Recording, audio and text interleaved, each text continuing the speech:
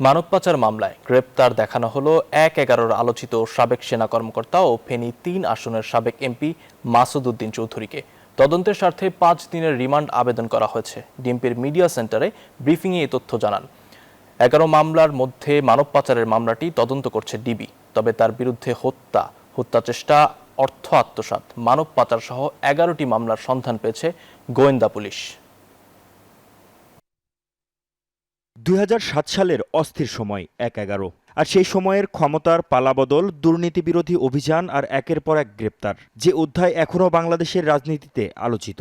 আর তখনকার পট পরিবর্তনের অন্যতম প্রধান ভূমিকার মূল নায়ক সাবেক সেনা কর্মকর্তা মাসুদ উদ্দিন চৌধুরী।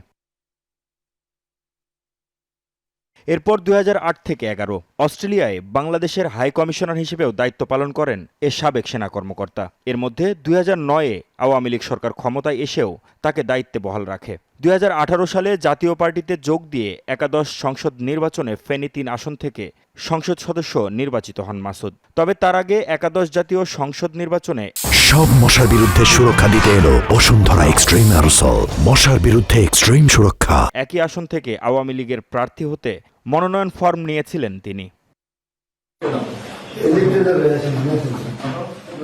দীর্ঘ সময় পর একাধিক অভিযোগে সোমবার গভীর রাতে রাজধানীর বারিধারার নিজ বাসভবন থেকে তাকে গ্রেপ্তার করেছে মহানগর গোয়েন্দা পুলিশ।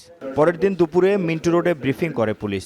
গোয়েন্দা প্রধান জানান, সাবেক এই সেনা কর্মকর্তার বিরুদ্ধে বৈষম্য বিরোধী হত্যা মামলা সহ ১১টি মামলা থাকলেও গ্রেপ্তার দেখানো হয় পল্টন থানার মানব পাচার মামলায়। আমরা অনেকদিন হলে ওনাকে খুঁজতেছি, আর ওয়ারেন্টের আসামি তো সে, তার বিরুদ্ধে তো 3টা আদালত কর্তৃক সে পলাতক থাকায় আদালত কর্তৃক তার বিরুদ্ধে তো ওয়ারেন্ট ইস্যু হয়েছে।